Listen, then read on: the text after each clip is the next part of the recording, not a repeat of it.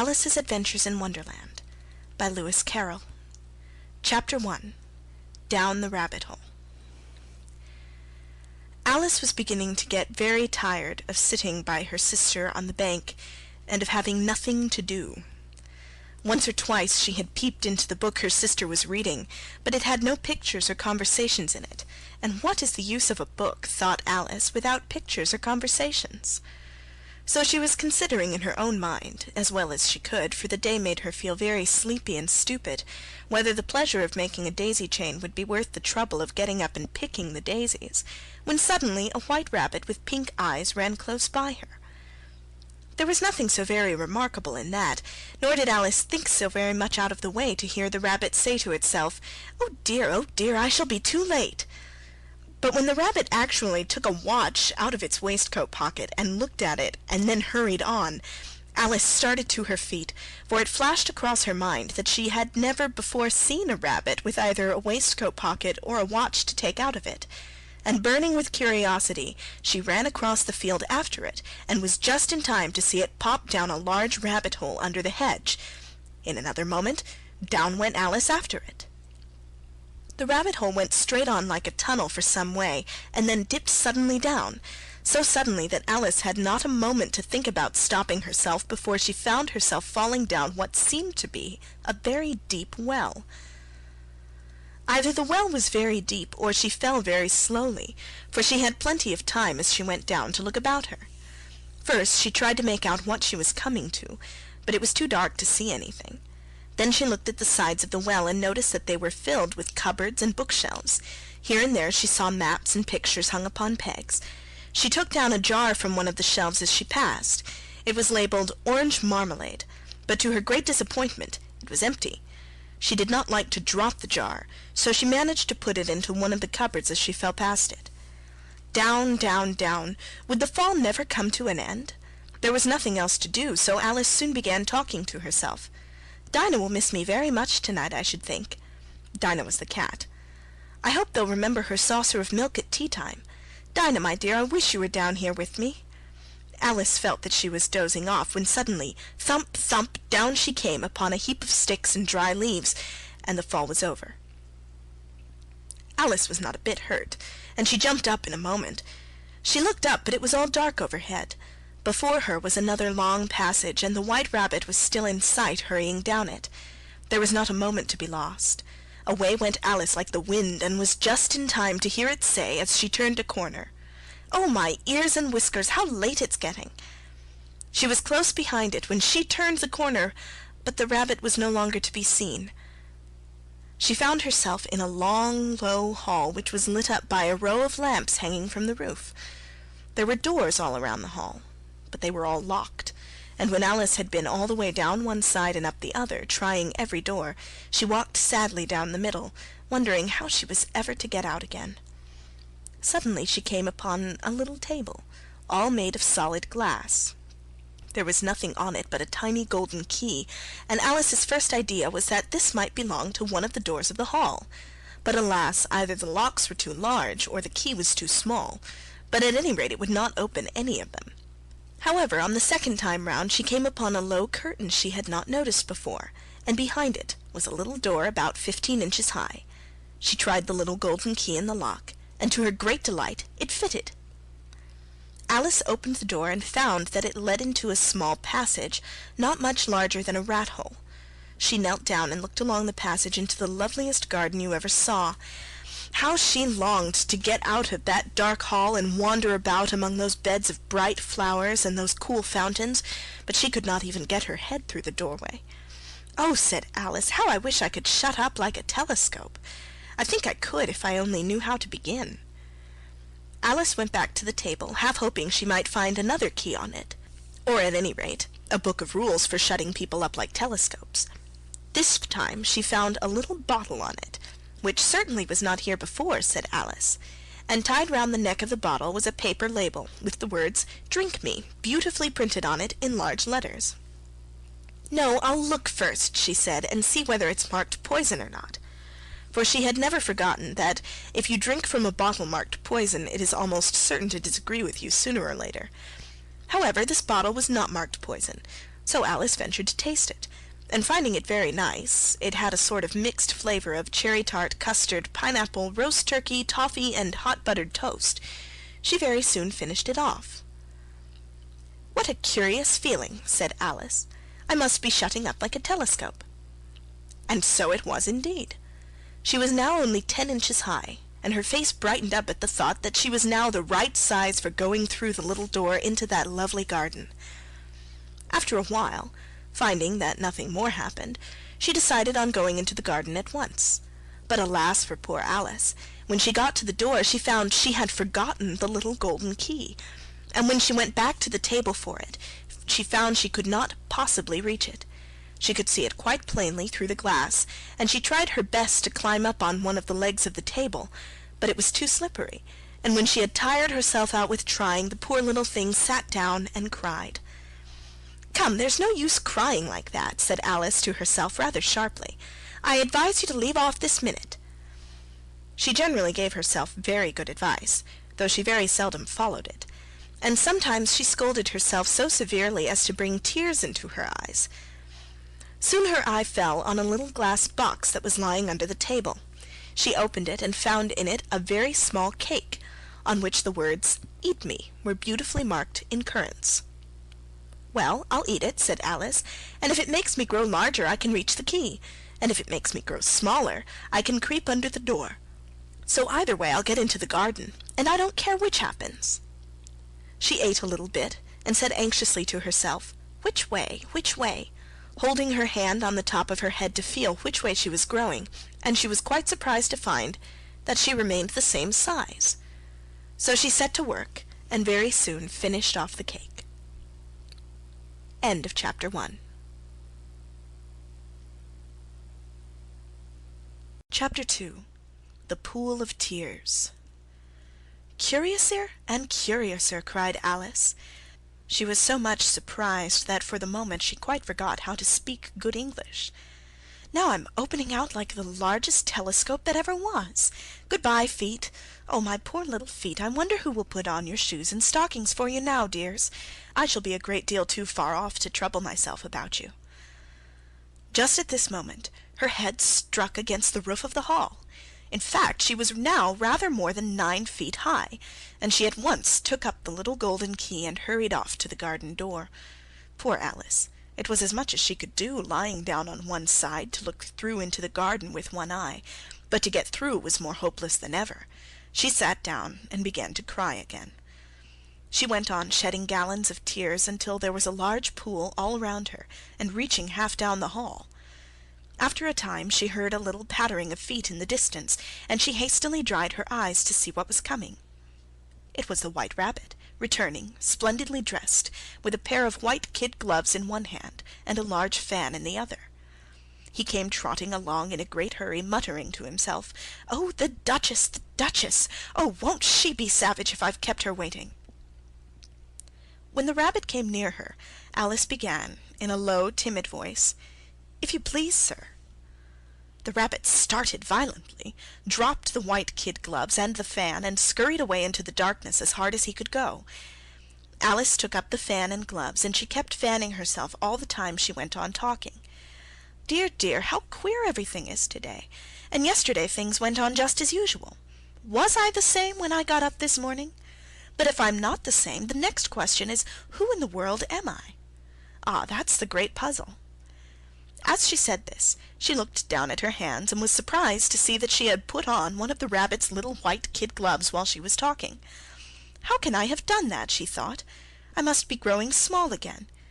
She got up and went to the table to measure herself by it, and found that she was now about 2 feet high, and was going on shrinking rapidly.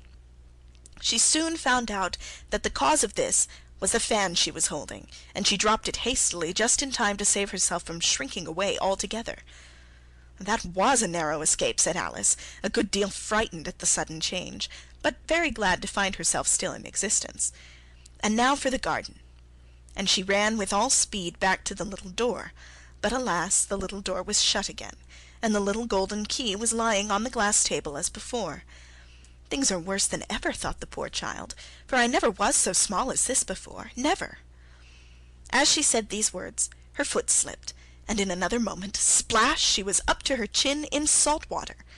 Her first idea was that she had somehow fallen into the sea. However, she soon made out that she was in the pool of tears which she had wept when she was 9 feet high. Just then she heard something splashing about in the pool a little way off, and she swam nearer to see what it was. She soon made out that it was only a mouse that had slipped in like herself. Would it be of any use now, thought Alice, to speak to this mouse? Everything is so out of the way down here that I should think it very likely it can talk. At any rate, there's no harm in trying. So she began. "Oh, Mouse, do you know the way out of this pool? I am very tired of swimming about here, oh, Mouse." The mouse looked at her rather inquisitively, and seemed to her to wink with one of its little eyes, but it said nothing. "Perhaps it doesn't understand English," thought Alice. "I dare say it's a French mouse, come over with William the Conqueror." So she began again, "Où est ma chat?" which was the first sentence in her French lesson book. The mouse gave a sudden leap out of the water, and seemed to quiver all over with fright. "Oh, I beg your pardon," cried Alice hastily, afraid that she had hurt the poor animal's feelings. "I quite forgot you didn't like cats." "Not like cats!" cried the mouse, in a shrill, passionate voice. "Would you like cats if you were me?" "Well, perhaps not," said Alice in a soothing tone. "Don't be angry about it. And yet I wish I could show you our cat Dinah. I think you'd take a fancy to cats if you could only see her. She's such a dear, quiet thing." The mouse was bristling all over, and she felt certain it must be really offended. "We won't talk about her any more, if you'd rather not." "We, indeed!" cried the mouse, who was trembling down to the end of its tail. "As if I would talk on such a subject! Our family always hated cats. Nasty, low, vulgar things. Don't let me hear the name again." "I won't indeed," said Alice, in a great hurry to change the subject of the conversation. Are you fond of dogs? There is such a nice little dog near our house. I should like to show you. It kills all the rats and—" "Oh dear!" cried Alice in a sorrowful tone. "I'm afraid I've offended it again." For the mouse was swimming away from her as hard as it could go, and making quite a commotion in the pool as it went. So she called softly after it, "Mouse dear, do come back again, and we won't talk about cats or dogs either if you don't like them." When the mouse heard this, it turned round and swam slowly back to her. Its face was quite pale, and it said in a low, trembling voice, "Let us get to the shore, and then I'll tell you my history, and you'll understand why it is I hate cats and dogs." It was high time to go, for the pool was getting quite crowded with the birds and animals that had fallen into it.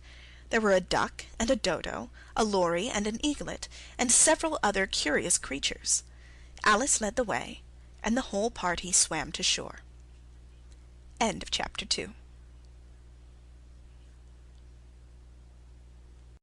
Chapter 3. A Caucus Race and a Long Tail. They were indeed a queer-looking party that assembled on the bank.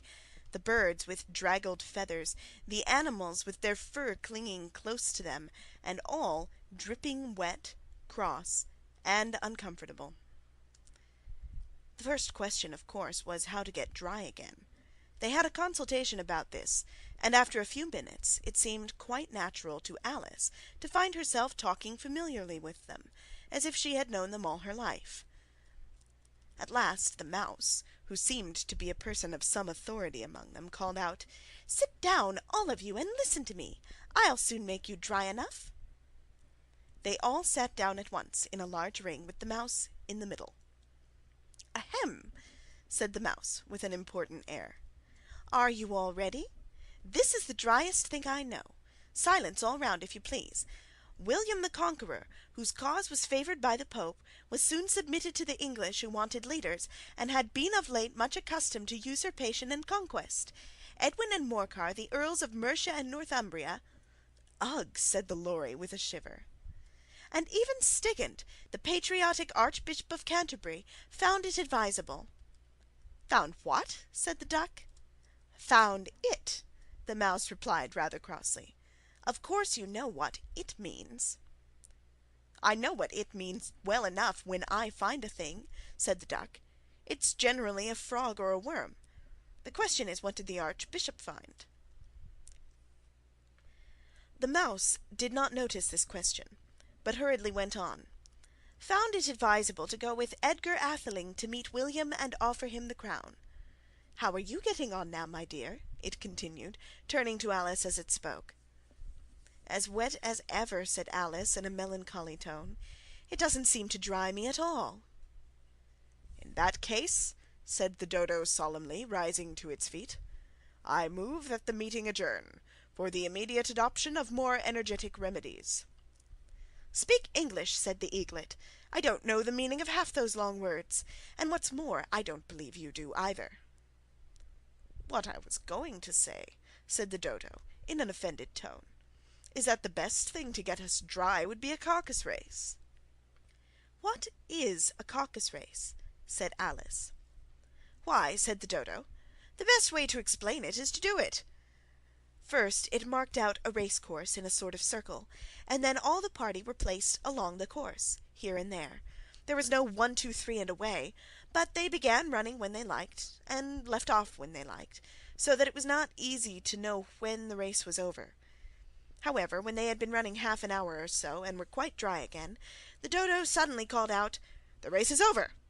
and they all crowded round it, panting and asking, "But who has won?" This question the Dodo could not answer without a great deal of thought. At last it said, "Everybody has won, and all must have prizes." "But who is to give the prizes?" quite a chorus of voices asked. "Why, she, of course," said the Dodo, pointing to Alice with one finger, and the whole party at once crowded around her, calling out in a confused way, "Prizes! Prizes!" Alice had no idea what to do, and in despair she put her hand into her pocket and pulled out a box of comfits, luckily the salt water had not got into it, and handed them round as prizes. There was exactly one apiece, all round. The next thing was to eat the comfits. This caused some noise and confusion, as the large birds complained that they could not taste theirs, and the small ones choked and had to be patted on the back. However, it was over at last, and they sat down again in a ring, and begged the mouse to tell them something more. "You promised to tell me your history, you know," said Alice, "and why it is you hate C and D," she added in a whisper, half afraid that it would be offended again. "Mine is a long and sad tale," said the mouse, turning to Alice and sighing. "It is a long tale, certainly," said Alice, looking down with wonder at the mouse's tail. "But why do you call it sad?" And she kept on puzzling about it, while the mouse was speaking, so that her idea of the tale was something like this. Fury said to a mouse that he met in the house, "Let us both go to law. I will prosecute you. Come, I'll take no denial. We must have the trial, for really this morning I've nothing to do." Said the mouse to the cur, "Such a trial, dear sir, with no jury or judge, would be wasting our breath." "I'll be judge, I'll be jury," said cunning old Fury. "I'll try the whole cause, and condemn you to death." "You are not attending," said the mouse to Alice severely. "What are you thinking of?" "I beg your pardon," said Alice very humbly. "You had got to the fifth bend, I think." "You insult me by talking such nonsense," said the mouse, getting up and walking away. "Oh, please come back and finish your story," Alice called after it, and the others all joined in chorus, "Yes, please do." But the mouse only shook its head impatiently and walked a little quicker.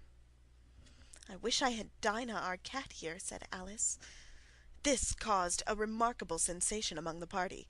Some of the birds hurried off at once, and a canary called out in a trembling voice to its children, "Come away, my dears, it's high time you were all in bed." On various pretexts they all moved off, and Alice was soon left alone. "I wish I hadn't mentioned Dinah. Nobody seems to like her down here, and I'm sure she's the best cat in the world." Poor Alice began to cry again, for she felt very lonely and low-spirited. In a little while, however, she again heard a little pattering of footsteps in the distance, and she looked up eagerly. End of Chapter 3.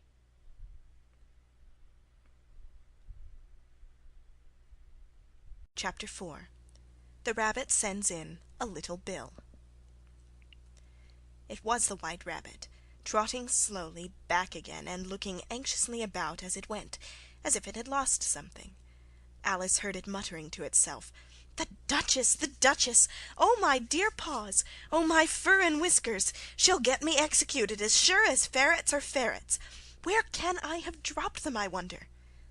Alice guessed in a moment that it was looking for the fan and the pair of white kid gloves, and she very good-naturedly began hunting about for them, but they were nowhere to be seen. Everything seemed to have changed since her swim in the pool, and the great hall with the glass table and the little door had vanished completely. Very soon the rabbit noticed Alice and called to her in an angry tone, "Why, Mary Ann, what are you doing out here? Run home this moment and fetch me a pair of gloves and a fan. Quick now!" "He took me for his housemaid," said Alice, as she ran off. "How surprised he'll be when he finds out who I am." As she said this, she came upon a neat little house, on the door of which was a bright brass plate with the name W. Rabbit engraved upon it. She went in without knocking, and hurried upstairs, in great fear lest she should meet the real Mary Ann, and be turned out of the house before she'd found the fan and gloves. By this time Alice had found her way into a tiny little room with a table in the window, and on it a fan and 2 or 3 pairs of tiny white kid gloves. She took up the fan and the pair of the gloves, and was just going to leave the room when her eyes fell upon a little bottle that stood near the looking-glass. She uncorked it and put it to her lips, saying to herself, "I do hope it'll make me grow large again, for really I'm quite tired of being such a tiny little thing." Before she had drunk half the bottle, she found her head pressing against the ceiling, and had to stoop to save her neck from being broken. She hastily put down the bottle, remarking, "That's quite enough. I hope I shan't grow any more." Alas, it was too late to wish that. She went on growing, and very soon she had to kneel down on the floor. Still she went on growing, and as a last resource she put one arm out of the window and one foot up the chimney, and said to herself, "Now I can do no more, whatever happens. What will become of me?" Luckily for Alice, the little magic bottle had now had its full effect, and she grew no larger. After a few minutes she heard a voice outside, and stopped to listen. "Mary Ann! Mary Ann!" said the voice. "Fetch me my gloves this minute." There came a little pattering of feet on the stairs. Alice knew it was the rabbit coming to look for her, and she trembled till she shook the house, quite forgetting that she was now about 1,000 times as large as the rabbit, and had no reason to be afraid of it. Presently the rabbit came up to the door and tried to open it, but as the door opened inwards and Alice's elbow was pressed hard against it, that attempt proved a failure. Alice heard it say to itself, "Then I'll go round and get in at the window." "That you won't," thought Alice, and after waiting till she fancied she heard the rabbit just under the window, she suddenly spread out her hand and made a snatch in the air. She did not get hold of anything, but she heard a little shriek and a fall and a crash of broken glass, from which she concluded that it was just possible it had fallen into a cucumber frame or something of that sort. Next came an angry voice, the rabbit's. "Pat! Pat, where are you?" And then a voice she had never heard before. "Sure then, I'm here, digging for apples, your honour." "Here, come and help me out of this. Now tell me, Pat, what's in that window?" "Sure, it's an arm, your honour." "Well, it's got no business there at any rate. Go and take it away." There was a long silence after this, and Alice could only hear whispers now and then, and at last she spread her hand out again and made another snatch in the air. This time there were 2 little shrieks, and more sounds of broken glass. "I wonder what they'll do next," thought Alice. "As for pulling me out of the window, I only wish they could." She waited for some time without hearing anything more. At last came a rumbling of little cartwheels and the sound of a good many voices all talking together. She made out the words, "Where's the other ladder? Bill's got the other. Bill! Here, Bill! Will the roof bear? Who's to go down the chimney? Nay, I shan't. You do it. Here, Bill! The master says you've got to go down the chimney." Alice drew her foot as far down the chimney as she could, and waited till she heard a little animal scratching and scrambling about in the chimney close above her. Then she gave one sharp kick, and waited to see what would happen next. The first thing she heard was a general chorus of "There goes Bill!" then the rabbit's voice alone, "Catch him, you by the hedge!" Then silence, and then another confusion of voices, "Hold up his head! Brandy now, don't choke him! What happened to you?" Last came a little feeble squeaking voice, "Well, I hardly know. No more, thank you, I'm better now. All I know is, something comes at me like a jack-in-the-box, and up I goes like a sky-rocket."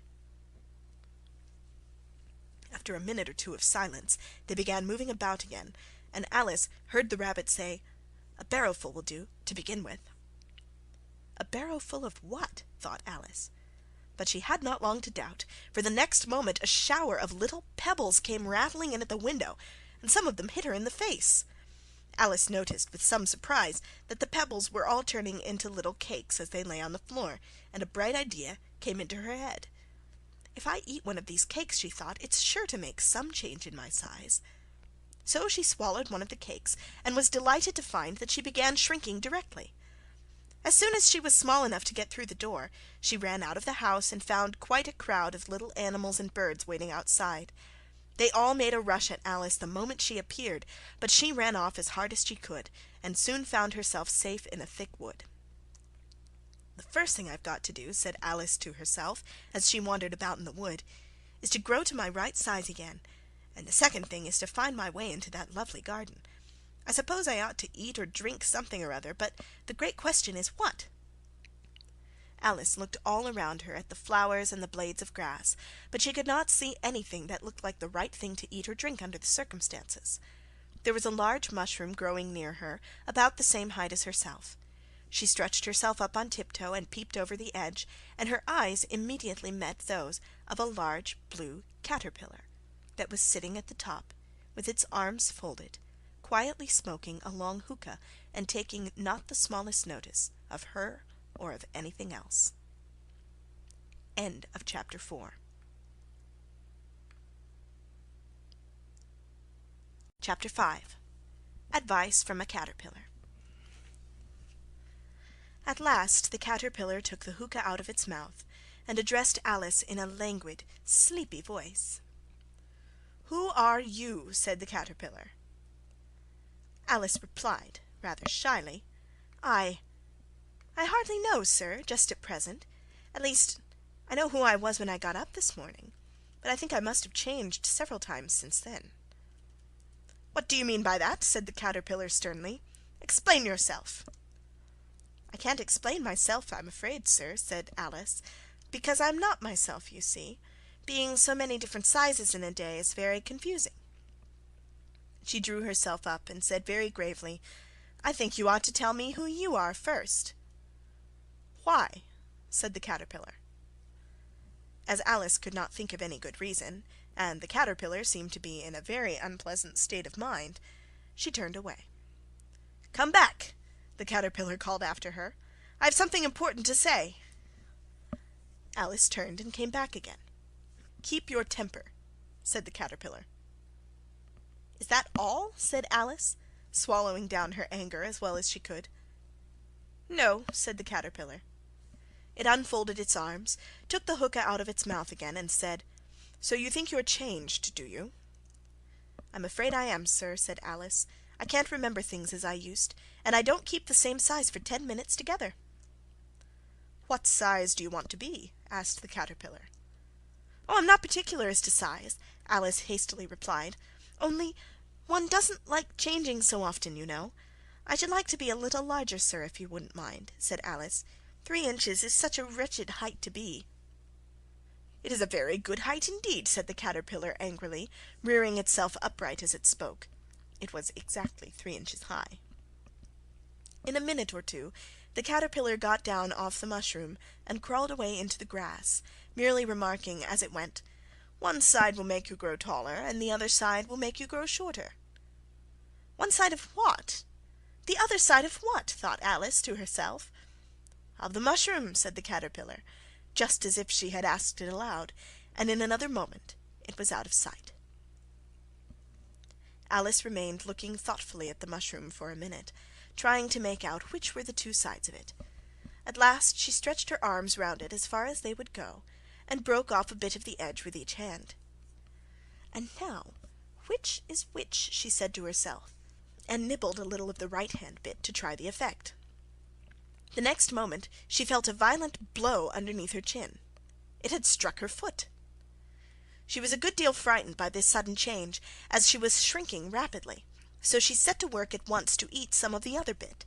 Her chin was pressed so closely against her foot that there was hardly room to open her mouth, but she did it at last, and managed to swallow a morsel of the left-hand bit. "Come, my head's free at last," said Alice, but all she could see when she looked down was an immense length of neck, which seemed to rise like a stalk out of a sea of green leaves that lay far below her. "Where have my shoulders got to? And oh, my poor hands, how is it I can't see you?" She was delighted to find that her neck would bend about easily in any direction, like a serpent. She had just succeeded in curving it down into a graceful zigzag, and was going to dive in among the leaves, when a sharp hiss made her draw back in a hurry. A large pigeon had flown into her face, and was beating her violently with its wings. "Serpent!" cried the pigeon. "I'm not a serpent," said Alice indignantly. "Leave me alone." "I've tried the roots of trees, and I've tried banks, and I've tried hedges," the pigeon went on, "but those serpents, there's no pleasing them." Alice was more and more puzzled. "As if it wasn't trouble enough hatching the eggs," said the pigeon, "but I must be on the lookout for serpents night and day. And just as I'd taken the highest tree in the wood," continued the pigeon, raising its voice to a shriek, "and just as I was thinking I should be free of them at last, they must needs come wriggling down from the sky. Ugh! Serpent!" "But I'm not a serpent, I tell you," said Alice. I'm a little girl," she added, rather doubtfully, as she remembered the number of changes she had gone through that day. "You're looking for eggs, I know that well enough," said the pigeon. "And what does it matter to me whether you're a little girl or a serpent?" "It matters a good deal to me," said Alice hastily. "But I'm not looking for eggs, as it happens, and if it was, I shouldn't want yours. I don't like them raw." "Well, be off then," said the pigeon in a sulky tone, as it settled down again into its nest. Alice crouched down among the trees as well as she could, for her neck kept getting entangled among the branches, and every now and then she had to stop and untwist it. After a while she remembered that she still held the pieces of mushroom in her hands, and she set to work very carefully, nibbling first at one and then at the other, and growing sometimes taller and sometimes shorter, until she had succeeded in bringing herself down to her usual height. It was so long since she had been anything near the right size that it felt quite strange at first. "The next thing is to get into that beautiful garden. How is that to be done, I wonder?" As she said this, she came suddenly upon an open place, with a little house in it about 4 feet high. "Whoever lives there," thought Alice, "it'll never do to come upon them this size. Why, I should frighten them out of their wits." She did not venture to go near the house till she had brought herself down to 9 inches high. End of chapter 5.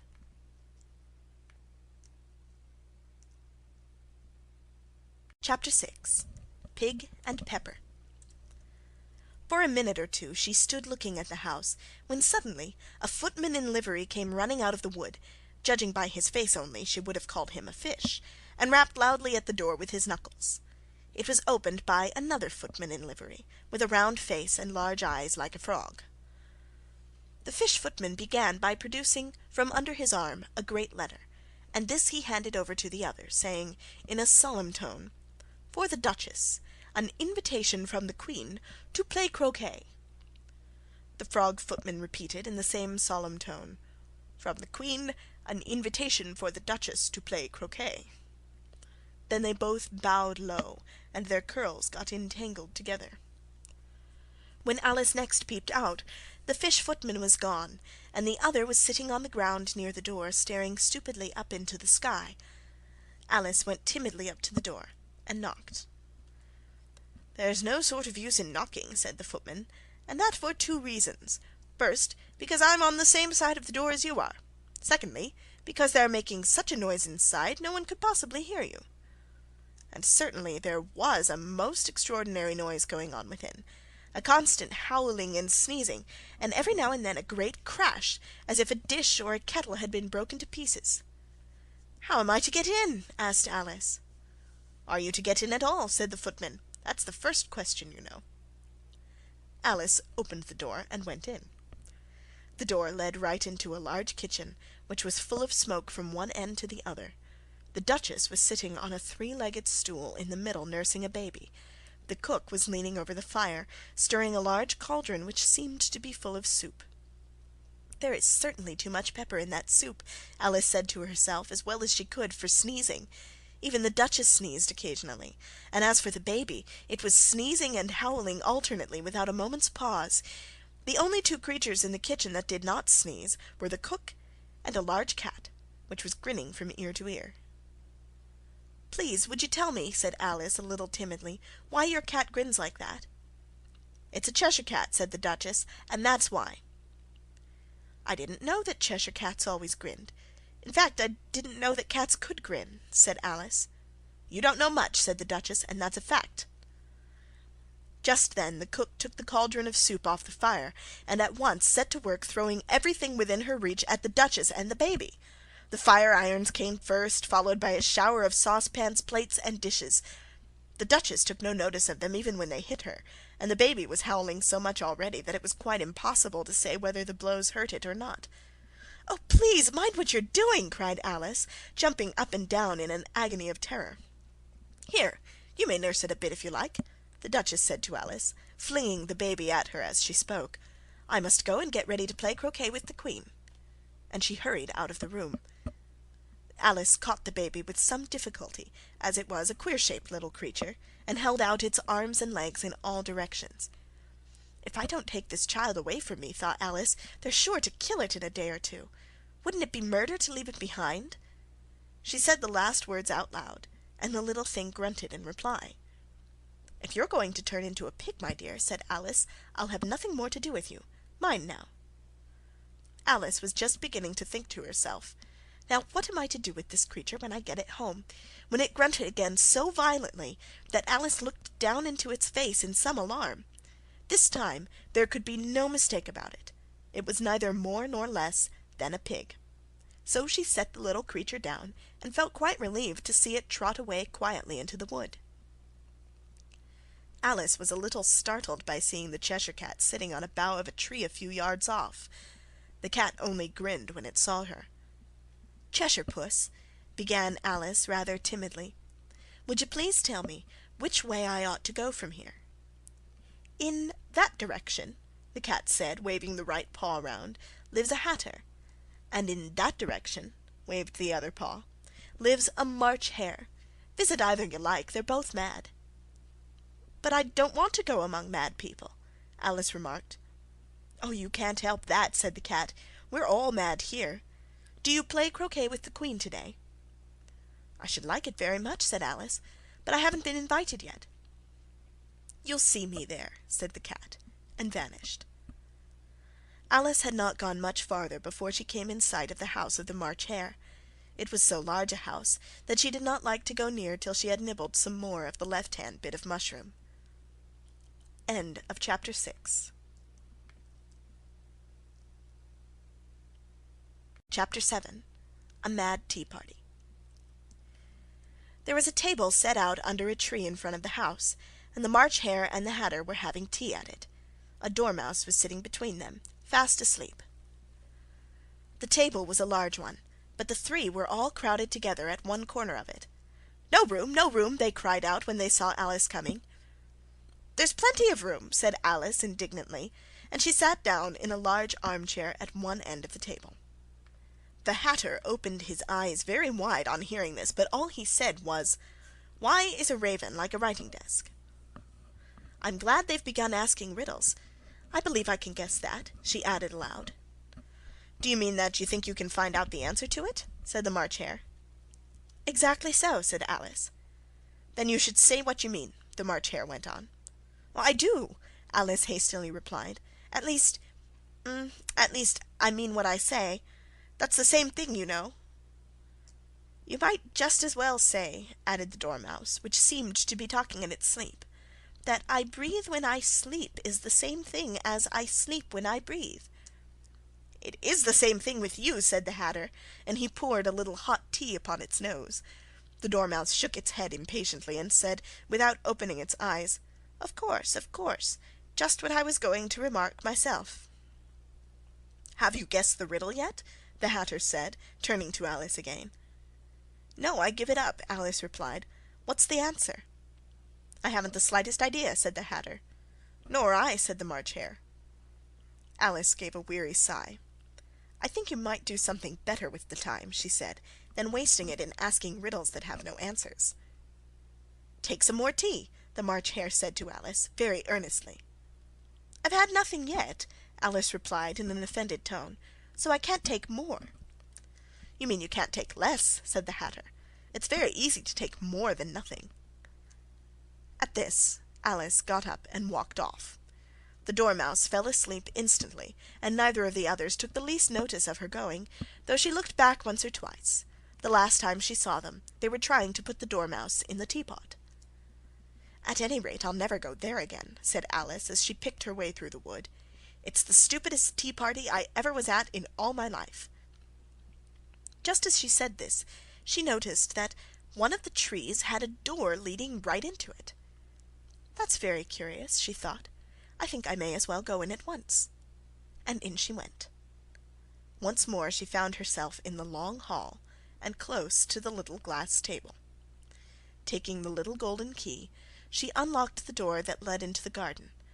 Then she set to work nibbling at the mushroom. She had kept a piece of it in her pocket, till she was about a foot high. Then she walked down the little passage, and then she found herself at last in the beautiful garden, among the bright flower beds and the cool fountains. End of chapter 7. Chapter 8. The Queen's Croquet Ground. A large rose tree stood near the entrance of the garden. The roses growing on it were white, but there were 3 gardeners at it, busily painting them red. Suddenly their eyes chanced to fall upon Alice as she stood watching them. "Would you tell me, please," said Alice a little timidly, "why are you painting those roses?" 5 and 7 said nothing, but looked at 2. 2 began in a low voice, "Why, the fact is, you see, miss, this here ought to have been a red rose tree, and we put a white one in by mistake, and if the Queen was to find it out, we should all have our heads cut off, you know. So, you see, miss, we're doing our best afore she comes to—" At this moment 5, who had been anxiously looking across the garden, called out, "The Queen! The Queen!" and the 3 gardeners instantly threw themselves flat upon their faces. There was a sound of many footsteps, and Alice looked round, eager to see the Queen. First came 10 soldiers carrying clubs, with their hands and feet at the corners. Next the 10 courtiers. These were ornamented all over with diamonds. After these came the royal children. There were 10 of them, all ornamented with hearts. Next came the guests, mostly kings and queens, and among them Alice recognized the White Rabbit. Then followed the Knave of Hearts, carrying the king's crown on a crimson velvet cushion, and last of all this grand procession came the King and the Queen of Hearts. When the procession came opposite to Alice, they all stopped and looked at her, and the Queen said severely, "Who is this?" She said it to the Knave of Hearts, who only bowed and smiled in reply. "My name is Alice, so please your Majesty," said Alice very politely, but she added to herself, "Why, they're only a pack of cards after all." "Can you play croquet?" shouted the Queen. The question was evidently meant for Alice. "Yes," said Alice loudly. "Come on, then," roared the Queen. It's a very fine day," said a timid voice to Alice. She was walking by the White Rabbit, who was peeping anxiously into her face. "Very," said Alice. "Where's the Duchess?" "Hush, hush!" said the Rabbit. "She's under sentence of execution." "What for?" said Alice. "She boxed the Queen's ears," the Rabbit began. "Get to your places!" shouted the Queen in a voice of thunder, and people began running about in all directions, tumbling up against each other. However, they got settled down in a minute or two, and the game began. Alice thought that she had never seen such a curious croquet ground in all her life. It was all ridges and furrows. The croquet balls were live hedgehogs, and the mallets live flamingos, and the soldiers had to double themselves up and stand on their heads and feet to make the arches. The players all played at once, without waiting for turns, quarrelling all the while and fighting for the hedgehogs, and in a very short time the Queen was in a furious passion and went stamping about and shouting, "Off with his head!" or "Off with her head!" about once in a minute. "They're dreadfully fond of beheading people here," thought Alice. "The great wonder is that there's anyone left alive." She was looking about for some way of escape when she noticed a curious appearance in the air. "It's the Cheshire Cat," she said to herself. "Now I shall have somebody to talk to." "How are you getting on?" said the cat. "I don't think they play at all fairly," Alice said in a rather complaining tone, "and they all quarrel so dreadfully one can't hear oneself speak, and they don't seem to have any rules in particular." "How do you like the Queen?" said the cat in a low voice. "Not at all," said Alice. Alice thought she might as well go back and see how the game was going on, so she went off in search of her hedgehog. The hedgehog was engaged in a fight with another hedgehog, which seemed to Alice an excellent opportunity for croqueting one of them with the other. The only difficulty was that her flamingo was gone across to the other side of the garden, where Alice could see it trying in a helpless sort of way to fly up into a tree. She caught the flamingo and tucked it away under her arm that it might not escape again. Just then Alice ran across the Duchess, who was now out of prison. She tucked her arm affectionately into Alice's, and they walked off together. Alice was very glad to find her in such a pleasant temper. She was a little startled, however, when she heard the voice of the Duchess close to her ear. "You're thinking about something, my dear, and that makes you forget to talk." "The game's going on rather better now," Alice said, by way of keeping up the conversation a little. "'Tis so," said the Duchess, "and the moral of that is, oh, 'tis love that makes the world go round." "Somebody said," Alice whispered, "that it's done by everybody minding his own business." "Oh, well, it means much the same thing," said the Duchess, digging her sharp little chin into Alice's shoulder as she added, "and the moral of that is, take care of the sense, and the sounds will take care of themselves." To Alice's great surprise, the Duchess's arm that was linked into hers began to tremble. Alice looked up, and there stood the Queen in front of them with her arms folded, frowning like a thunderstorm. "Now I give you fair warning," shouted the Queen, stamping on the ground as she spoke. "Either you or your head must be off, and that in about half of no time. Take your choice." The Duchess took her choice, and was gone in a moment. "Let's go on with the game," the Queen said to Alice, and Alice was much too frightened to say a word, but slowly followed her back to the croquet ground. All the time they were playing, the Queen never left off quarrelling with the other players and shouting, "Off with his head," or "Off with her head." By the end of half an hour or so, all the players, except the King, the Queen, and Alice, were in the custody of the soldiers and under sentence of execution. Then the Queen left off, quite out of breath, and walked away with Alice. Alice heard the King say in a low voice to the company generally, "You are all pardoned." Suddenly the cry, "The trial's beginning," was heard in the distance, and Alice ran along with the others. End of chapter 8. Chapter 9. Who Stole the Tarts? The King and Queen of Hearts were seated on their throne when they arrived, with a great crowd assembled about them, all sorts of little birds and beasts, as well as the whole pack of cards. The knave was standing before them in chains, with a soldier on each side to guard him, and near the King was the White Rabbit, with a trumpet in one hand and a scroll of parchment in the other. In the very middle of the court was a table, with a large dish of tarts upon it. "I wish they'd get the trial done," Alice thought, "and hand around the refreshments." The judge, by the way, was the King, and he wore his crown over his great wig.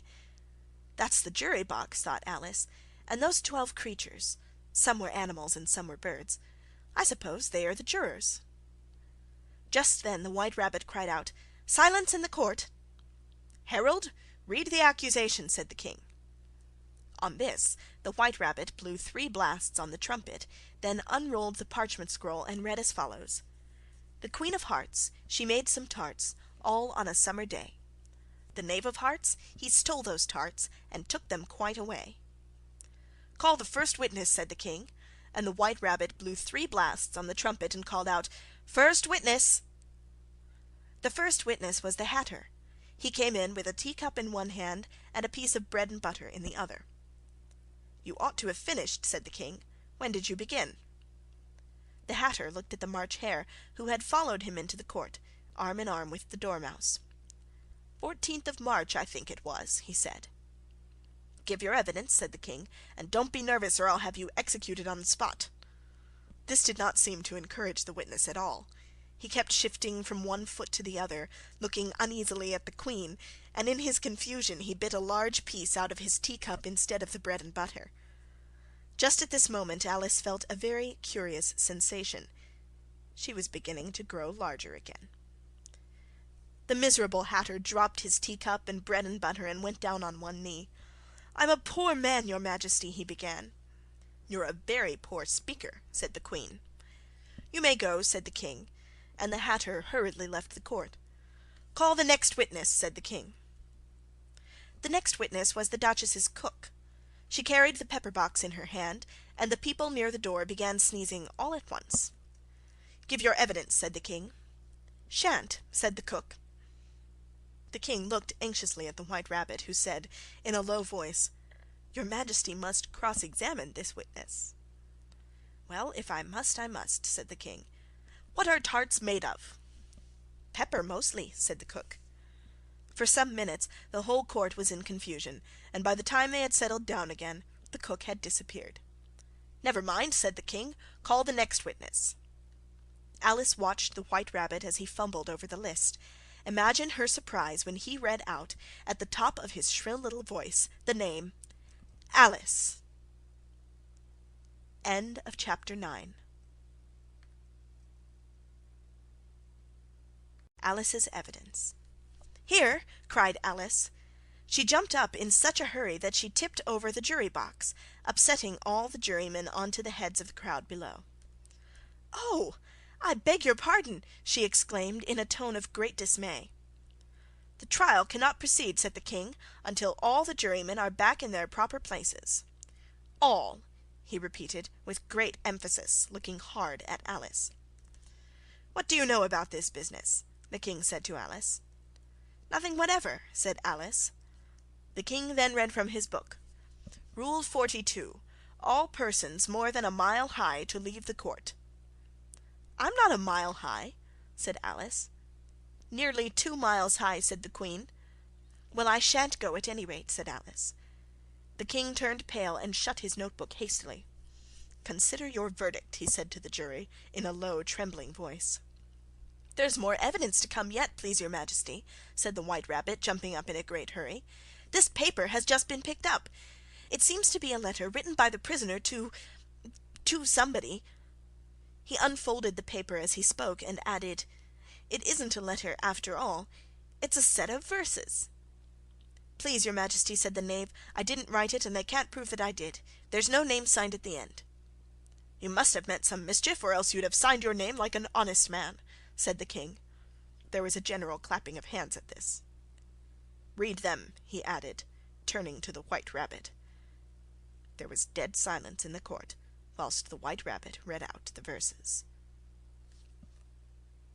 "That's the most important piece of evidence we've heard yet," said the king. "I don't believe there's an atom of meaning in it," ventured Alice. "If there's no meaning in it," said the king, "that saves a world of trouble, you know, as we needn't try to find any. Let the jury consider their verdict." "No, no," said the queen. "Sentence first, verdict after." "Stuff and nonsense," said Alice loudly. "The idea of having the sentence first!" "Hold your tongue," said the queen, turning purple. "I won't," said Alice. "Off with her head!" the queen shouted at the top of her voice. Nobody moved. "Who cares for you?" said Alice. She had grown to her full size by this time. "You're nothing but a pack of cards." At this the whole pack rose up in the air and came flying down upon her. She gave a little scream, half of fright and half of anger, and tried to beat them off, and found herself lying on the bank, with her head in the lap of her sister, who was gently brushing away some dead leaves that had fluttered down from the trees upon her face.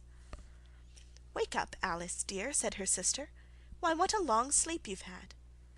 "Oh, I've had such a curious dream," said Alice, and she told her sister, as well as she could remember them, all these strange adventures of hers that you have just been reading about." Alice got up and ran off, thinking while she ran, as well she might, what a wonderful dream it had been. End of chapter 10. End of Alice's Adventures in Wonderland.